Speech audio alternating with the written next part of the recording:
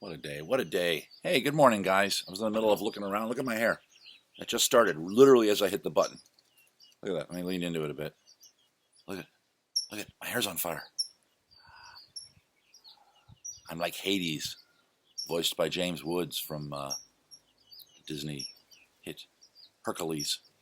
Good morning to everybody. Good afternoon. Good wherever you are. I know it's always a different time. Here I am at a different location in my backyard than I normally am. Same yellow wall, but got a little plant life, a little hint of a window over there. We're going to make sure that we're not peeking into that window. Sitting on some sort of plastic fake wicker couch that I like. It's comfortable. Before we go any further, let's welcome the new fobs. One new fob, Robert. Robert, no last name. Cher, Madonna, Robert. Mononomed people. Not mononucleosis. That's a different thing. Whatever. He's a mono guy. One name. And he's a top. He's the Tower of Pizza. He's the top. He's the Mona Lisa. He's a stinking wreck. He can drive a car real fast. So if you think you're the bottom, don't, just because Robert chose to be a top. Hey, Robert, welcome aboard. Robert's now watching the video going, what have I gotten myself into? Well, Robert, you got yourself into a group of people that are all like-minded and wanting to support a performer. And he brings, who is eventually going to, well, I'm currently bringing you along to the adventures I'm having. Unfortunately, all my adventures revolve around not going too far from this yellow building. But eventually, we're going to be out in the world doing stuff, guys. I promise you, it's happening. I'm going to keep moving the camera here because the sun is starting to peek out to my left, and I got to be careful it doesn't hit the lens. So welcome, and thanks for coming around last night to Beer and Songs over there on Facebook. You guys are always so great because not only do you know the structure of the show, you know what I'm kind of trying to do, and a lot of you even explain it in the comments, and it's like I kind of use that first part of the show where I'm explaining the show to kind of get warmed up, but we're both hitting it, we're both answering questions, you guys are making jokes, you guys are keeping it fun, and that's what it's about. It occurred to me the other day that I was talking to another friend who's streaming right now, and he's talking to me about juggling and doing magic on streams and stuff. And he said, and he hadn't seen my show, and I don't think he showed up last night. But he said, "What are you doing, Brian? I heard that you're streaming." And I said, "I am." He said, "Well, you just doing the juggling trick, and then you'll do like a card trick, or what happens? What happens? What happens?" And I said, I just talk. I do what I'm good at. Yes, I can juggle. Yes, I can do cue card tricks. Yes, I can crack a bullwhip and eat fire. But when this all started and people started streaming, I'm like, I want to do what I can do.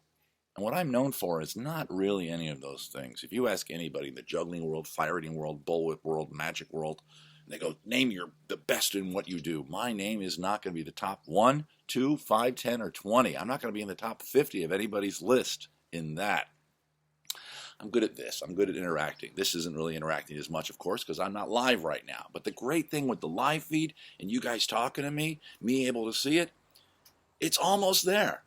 You guys have been at most of the shows. You're seeing it kind of evolve. It's getting better. I'm getting into a bit of a groove with it. And maybe I've cracked some sort of weird performer code. This weird ability to do a live, very interactive show, but only over the internet, So that's kind of weird. Weird in a good way. I'm still adjusting lights. Robert's going to go, does he always adjust lights the whole time? Yeah, because I do most of these outside. The sun is constantly in motion. I got a weird little glare on the screen, but I don't think anybody cares. You can see it. I can ping pong myself on either side of the glare. It'd be funny if this glare was only on my monitor or not actually on the footage. You guys are wondering why I'm doing this. Just go ahead and turn me into a pong. Anyway, so I'm getting better at that, and it's really been exciting because I know a lot of my friends are not sure what to do.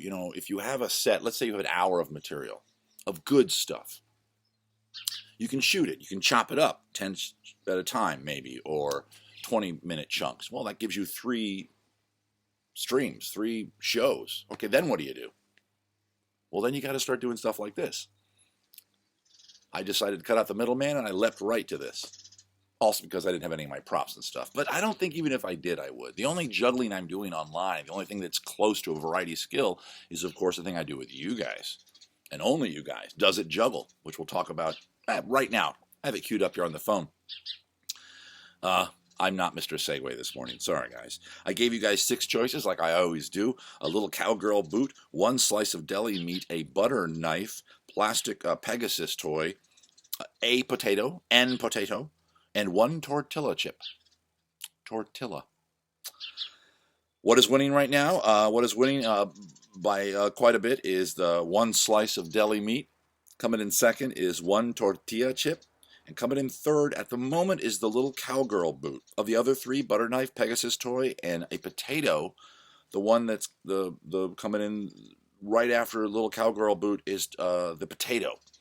And as you know, I have yet to turn off the thing that makes you guys only able to vote once. I figure I'm going to leave that on. See what you guys do with that. Fight over it. I want you guys to debate in the comments. Oh, this would be better. And some of you are, and I love that. Thank you so much. And again, big shout out to the 3 tribute videos, Lauren, Danny, and was it Danny? I'm gonna get, and Mia. Yeah, it was Danny, right? Did the middle one? Did the coffee with Brian? Mia did the Does It Juggle. Lauren, of course, did the beer and songs with Brian. They're all over on Facebook. I haven't brought those videos over here yet. A few of you have reached out to me that made them and said if you want to, you can. But I figure they're over there. You guys, or you're friends with me over there. Go ahead and see them over there. Because I have to put them up on YouTube, and then there's a whole process. This video doesn't go straight into the Patreon app. I think you guys know that. That's why I can't go live with you guys yet, because I got to get a certain amount of followership over at YouTube, which I'm never going to get at this rate. Or spend a lot of money for another service, which we might do. We might get to the point where I'm willing to spend that money and things settle down a bit and a little more income comes in around here. I'm like, let's start going live on Patreon. And then we'll do beer and songs over here and over there. We'll do like one here, one there. Special one here, special one there. I don't know. Digression. I'm digging the hair floopy floop. It's floopy floop because I put in a product from one of our own products. It was leave-in conditioner after yesterday's shower. I took a nap before the show, then I got up to do the show, and my hair was all pompadour thick. Look, it looks like it's thick hair. Guys, I don't have thick hair right here. I have very thin hair. But look, at a certain angle, that ain't too bad. Right now, it's, I didn't comb since getting up out of bed, so, and no haircut for about 2 months. So. You all have much better hair than me. Most of you do. What did I want to talk about today? You know what I want to talk about? Let me be quiet for a second. I'm not sure if you can hear it, but there's a bird right here. I'm going to be quiet for like 10 seconds, okay?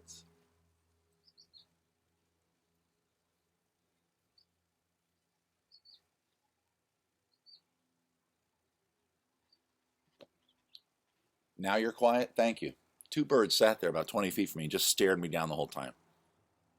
This is my impression of a bird staring you down. I wanted you to hear him tweeting because I thought of sound this morning. Every morning I want to do these videos. I don't plan them too much, as you know. There's no script. I'm just riffing here. I just come up with a general idea of what I wanted to share with you. And I wanted to share with you the thought of the sense of sound. Now, I did a video a few back about ASMR, about how those certain people's voices, my sister-in-law's voice, lately, as a few of you know, because I've mentioned jokes about it over on Facebook, Bob Ross videos, I've become quite the little addict of his voice, the sound of pop a little tree there. It's your world. You can do whatever you want. And the sound of the brush on the canvas and the scratchy with a knife, just scratching some little twigs. There's a little doer right there. Look at that rascal. Look at him right there. And you can do this because this is your world. I'm not doing it justice because the microphone right now is down there, and I'm not. If I got up on where the microphone is on the laptop, you'd be looking at my weird, freckly, giant head. Hope that wasn't too loud. But I thought of sounds this morning. I heard the birds, and it made me happy. The sound of birds makes you happy. And in the distance, I heard somebody's doing some yard work. There's a lawnmower. Not a lot of lawns in my neighborhood, but somebody's got enough grass. Maybe it was a leaf blower. Maybe it was a weed whacker. I don't know. But it was a garden implement. And those two sounds, the bird and the garden implement together, of course, means, for me, and my sensory call, and that's kind of what I'm getting at here, summer. Now, of course, I live in Southern California, where it's, quite frankly, almost always summer. We don't have a lot of cold weather in the winter. We do. It'll drop to, and I know a lot of you are going to get very mad when I say this, my Midwestern fob. It'll drop down as much as 50 sometimes in the middle of the night when I'm already in bed, snuggled up. But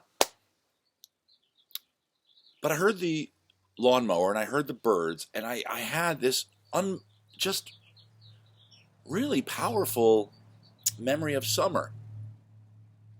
And it was helped by the fact that we live on a road that is kind of the busy thoroughfare in our neighborhood, but these days a lot of people staying home. It's not as busy. We can hear every car that goes by. It's not so bad. We sleep in the back side of the house, no big deal. So no cars either. So I'm hearing birds, lawnmower.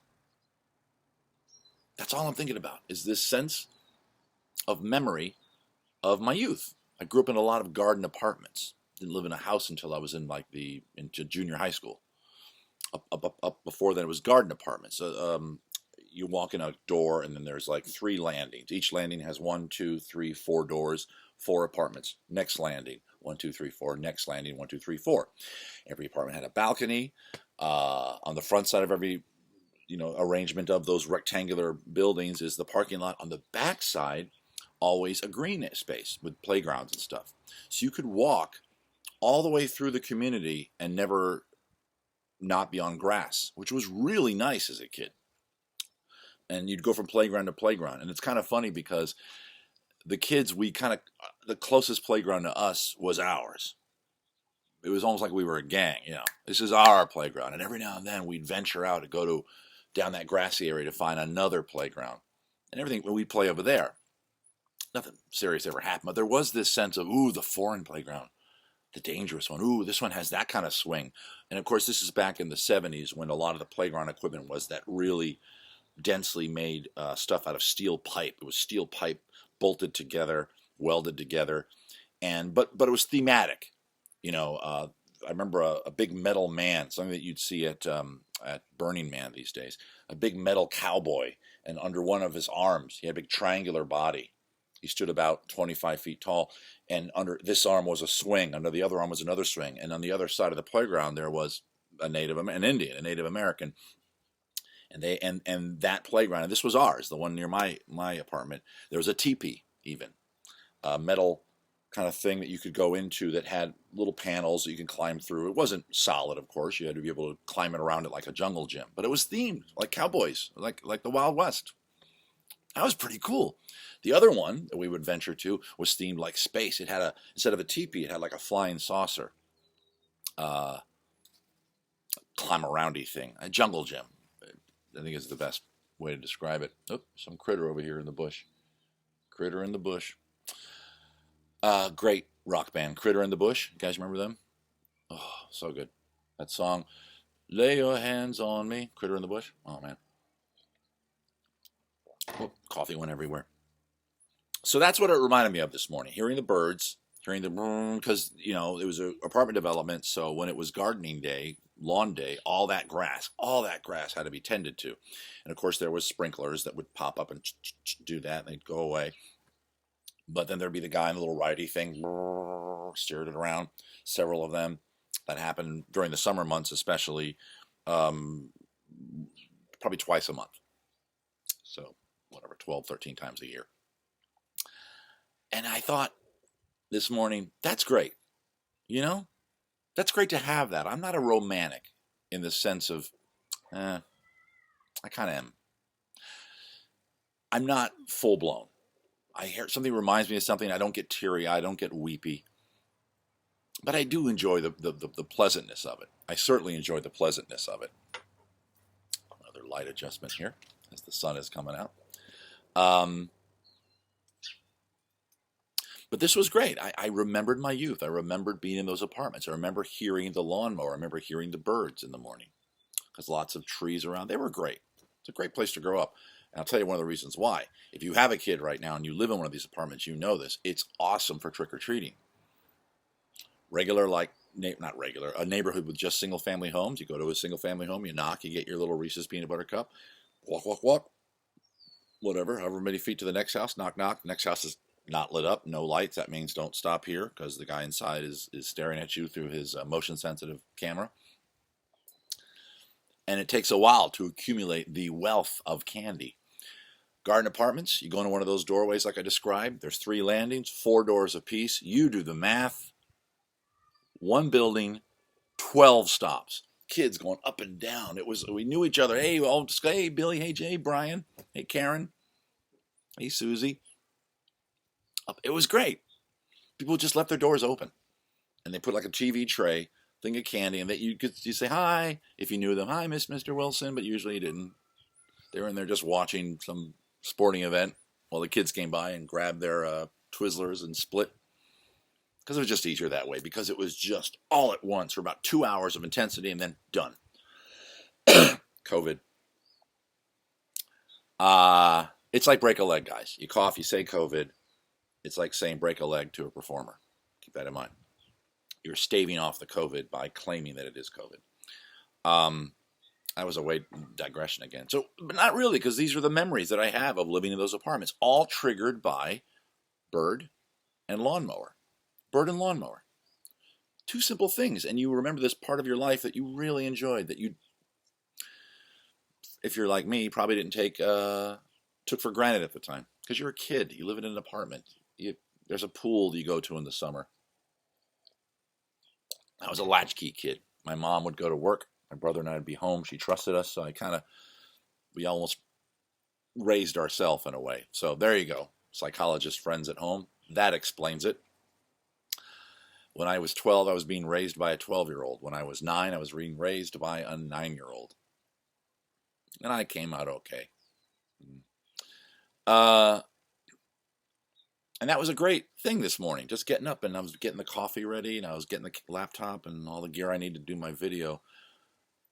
And I was having that sense, and I thought, well, that's what I'm going to talk about. I'm going to talk about the idea of hearing something. Not smelling, not tasting, not seeing, just hearing something and have it trigger a wonderful memory. So I'm thinking, what other of those do I have? What other sounds do I hear that immediately make me think of a memory or just a pleasantness, just a funness? The first one I thought of, my dad would take us to Florida in the summer, my brother and I. Disney World, of course, was a major part of it. But we did the other attractions. I always say Florida because we didn't just go to Disney World. We went to SeaWorld. We went to the other attractions. Didn't go to the beach. It was all around Orlando. It was a theme park trip.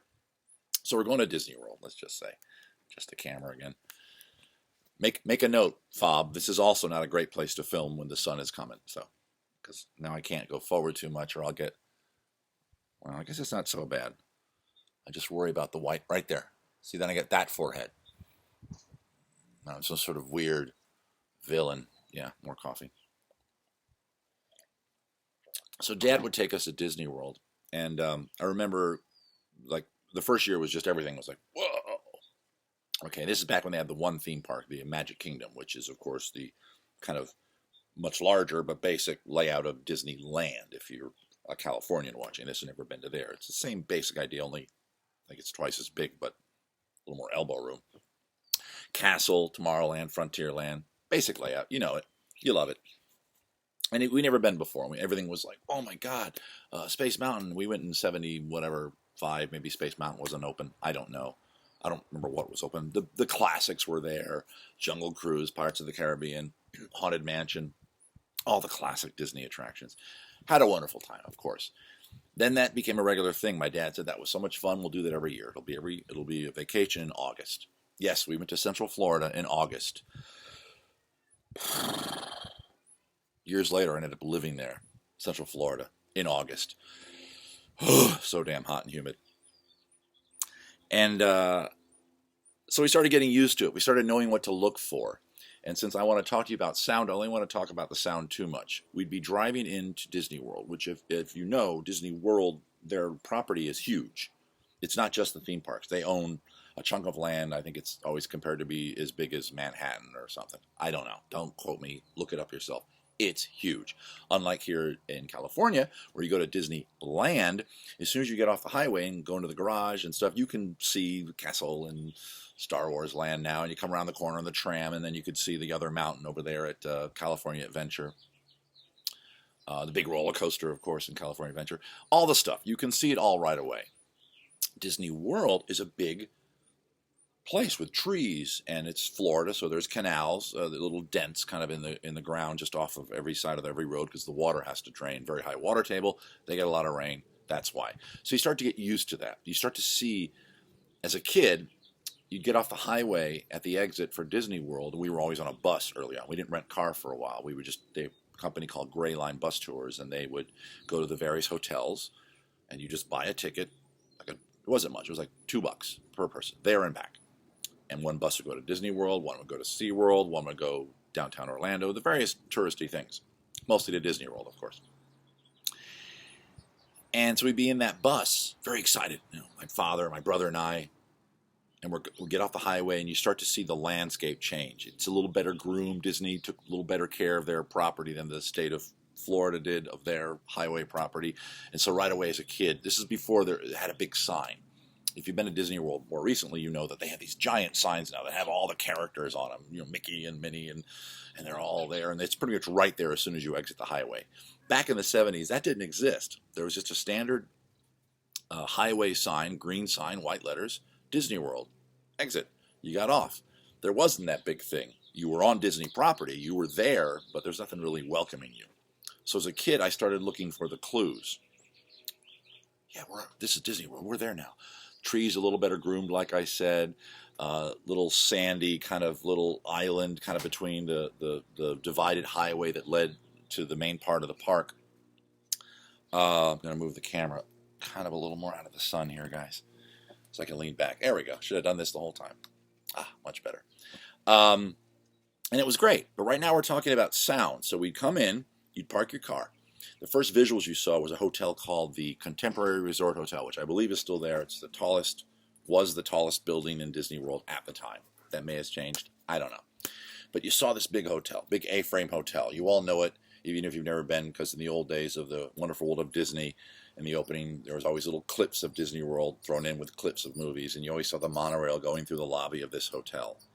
Well, that's the Contemporary Resort Hotel in Disney World. And we'd see that, and there it is.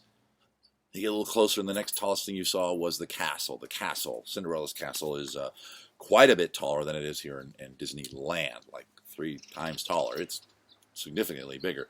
You can see it from far away. But then you start to get the sounds, and that's what I want to talk about, the sounds. Right when I said that, a dog started barking next door. And the first sound you had, you got out of the tram, the bus, you walked to the place that took you over to the theme park. You either got on a monorail or a ferry boat. I believe that's still how it works today. I could be wrong. If I'm wrong, make a comment in the liner notes. And you would hear in the distance, because the actual theme park, the Magic Kingdom, is across a lake from where you buy, your tickets and stuff. It was kind of a way of doing crowd control, I believe, or I think a way that Disney people wanted to build a little anticipation for coming in. Whereas Disneyland, you parked your car and literally just walked right in the park. Slow things down a bit, more dramatic. Take that monorail trip through that hotel. Take the ferry boat trip across the really pretty lake. And it worked for the most part. It was awesome. But as a kid, I could hear in the distance, and here's what I'm getting to, the sound. The sound of, it was either the train or it was the riverboat. Disney parks have the big riverboat. I think it was the riverboat always, because it was a little high kind of tooty whistle, like tweet, tweet, tweet, tweet, tweet, tweet. And I believe it was the riverboat. You could hear that across the lake. The lake, I believe, you were about a mile from the front gate of the Magic Kingdom at that point. So this whistle really traveled. And in my brain, that was it. That was the trigger. That was the Pavlovian response. I heard that whistle. Tweet, tweet. That's it. I'm at Disney now. Going to have a lot of fun. This is going to be great. Just that one sound of that one thing. Now, people that design theme parks, Renaissance fairs, any kind of thematic attraction, they, for the most part, try to take into account that kind of thing. How to let the audience get into what you're doing, little by little. Ease them in. Give them a little titillation of the hint. Good things to come, whether it's a sound, a smell, a view of a big hotel. In my case, the sound of a bird tweeting and a lawnmower up the street. And that was the trigger for that. And it wasn't just that. For Disney, That whistle from that paddle-wheeled boat. Other things, the sound of waves crashing. Went to the beach a lot of it as a kid too. I'm from Maryland. Well, I live in a state now that's on the ocean. I don't know why I define that, but grew up on a state on the ocean. The beach a little further away than it is now, so it was more of an endeavor. It was more of going there for a weekend at least, and often 2 or 3 weeks in the summer. My mom would take and my dad couldn't do it, but my mom would get all her vacation days up, and we'd go and we'd be out there for 2 weeks. We'd rent a condo, cottage thing, hotel, and you'd wake up and you'd smell the salt air because you were right on the beach, and you'd hear the sound of a wave. So that's like trigger sound number 2 for me. To this day, whenever I travel down near the ocean, I can smell that salt air, and that's a little bit of a trigger. But then when I drive up PCH, like we used to camp. This year we can't, obviously, because of the COVID. We would camp up the coast a little bit. And I always liked getting out of the car when we finally got to the campground and hearing, because you could hear the waves. Whoosh. In the middle of the night, you'd be asleep. Well, I guess you didn't hear it while you were asleep, but I'd turn over, so I'm not a great sleeper. Whoosh. Whoosh. Great. Great. And another one, my line of work, Renaissance fairs. I'm a performer. I work primarily in that industry. Early on, now it's a job. It's a job. I don't get as pie in the sky enamored with it as maybe somebody who's just been doing it for like a year or has never been to one before, or this is only their second year working at such and such a Renaissance fair. For me, I got work to do. I got stuff to set up. I got a job to do. I got 5 shows to get through today. And then back to the hotel or back to a friend's house where I'm staying or back into my tent or my RV. But there's still a few sounds that'll kind of get me thinking like that kid when it was like my first year working at the Maryland Renaissance Fair back in the mid-'80s. Little sounds. Bells ringing. I remember there was always a hammer game. Classic hammer game. Hit the hammer, the little weight goes up, rings the bell, and the guys that ran the game would be making sure it was working right for the morning. This is before the fair even opened. In the distance, there was always a dude tuning his bagpipes. Yes, I know. You have to tune them. I'm as surprised as you guys are. And that was a sensory call. So I think by the end of my first year doing that fair, and definitely by the second year, that was it. Second year, first morning, opening day of the fair, my little slightly better costume than I had the first year. I had the same job the second year. Looking forward to it. In the distance, I hear the bagpipe. Okay. Hear the bell ringing. Yes, I'm excited to go to work. I'm excited to entertain people. This day, still, not as much. I'm going to be honest with you, not as much. But enough that any fair, small fair, big fair, somewhere in the middle fair, you hear people talking, you hear the trucks driving around, dropping off stuff that they need. This is before the fair opens. In the distance, often, not always, about these days where I work, about 80% of the time, somebody has a bagpipe. There is a bagpipe player. There's a bell ringing somewhere. Don't know why, but there is. There's smells, coffee, food being cooked. Some fairs have some really awesome foods that I still enjoy to this day, that I just love the smell of them as they're being cooked. But that was so great, waking up this morning and hearing the birds and hearing the lawnmower and realizing that just those 2 things reminded me of a point in my life. You know, to this day, still hearing that steam whistle off that paddle wheel or a sound like that will bring me right back to be that little kid in 1977, staying there with my dad, getting ready to board the ferry or the monorail to go into Disney World. The sound of those waves crashing. Whoosh. Again, I'm back in the 70s, staying at one of those rental places on the beach in Ocean City, Maryland. My mom's about to come in and say, all right, we're going to go down to the beach now and set up, which meant bring the blankets out and put the umbrella in to save the spot. I don't know why. It's a beach. All the spots are identical, but my mom and my aunt, my uncle, and my grandfather and my grandmother, that was kind of what they did. Kind of go find a good spot. My grandfather called it setting up the groundwork. He would go out like at 6 a.m., 7 a.m. and do it. Whoosh. The Ren Fair, the bagpipe tuning, the sound of a bell going off because somebody's practicing the bell game. cars dropping things off, the smells of food being cooked. All these senses can inspire all kinds of wonderful things in your head. And they all still work. I go to Disneyland every now and then when I can afford it. I still hear that paddle wheel, and it still gets me going. I'm excited now. I still hear the riverboat as you're waiting to give your ticket to get in. Tweet! All right, we're at Disney. Let's have fun. I go to the beach. Whoosh, we're at the beach. Let's have fun.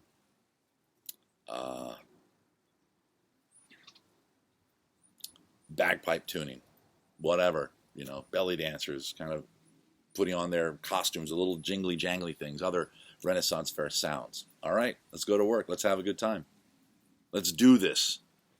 These days, I don't have that so much with this way of making a living. I wish Patreon made a noise, or a noise was associated with it. I could wake up and go, oh, there's that noise. I'm going to make a good video today. I wish Facebook Live made a special noise. It doesn't, but that's okay. I'm still thinking about the bagpipe as I get ready for these. I'm still thinking about the waves. I'm still thinking about the paddle wheel whistle at Disney World. Tweet! And it cheers me up every time. So thanks for hanging out with me, guys. I hope in the comments, let me know what sounds, and just sounds. I know I talked about other things too there at the end, smells and tastes and things. But tell me about what sounds you hear that might trigger a real fun, positive memory like that. I'd like to hear them, because I'll bet you I have more. I shared 4 with you, but I guarantee you I've got more. But I want to know what you guys think. So go ahead and put those comments down there. Let me know. And I'll try to interact with you as much as I can over here. Remember, tune in tomorrow late in the day, of course, because, again, I got to wait for the lighting back here. And I'll be doing the attempt at the juggling. And just to remind you again, at the moment, it's looking like it's going to be 1 slice of deli meat, the little cowgirl boot, and 1 tortilla chip. I think you've chosen, again, pretty darn well. Then again, I said that last week, and I knocked it out of the park. So I am still the champion, my friends. I'll keep on fighting till the end. I am the champion. I am the champion. No time for losers, because I am the champion. Well, not of the world, but just of the Does It Juggle Challenge with my fob. So have a good day, fob. This has been Coffee with Brian number whatever the hell it is. I will see you all tomorrow for the juggling attempt, and then another Coffee with Brian over the weekend, and of course at the live streams over on Facebook. Don't forget to tell your friends about this. Don't forget to post, share these little posts I put up over on Facebook. There's a little share button down there, and always describe them a bit. Don't just drop them in there, because I don't always put good notes on them, so people that don't know what's going on say, hey, this comedy righty guy, he's doing this now, he's putting up fun videos, go check him out, draw a little something in, barely the price of a cup of coffee a month to help keep the laughter and the fun going. So, without further ado, and one of my extremely long, convoluted goodbyes, I'm going to say goodbye, everybody.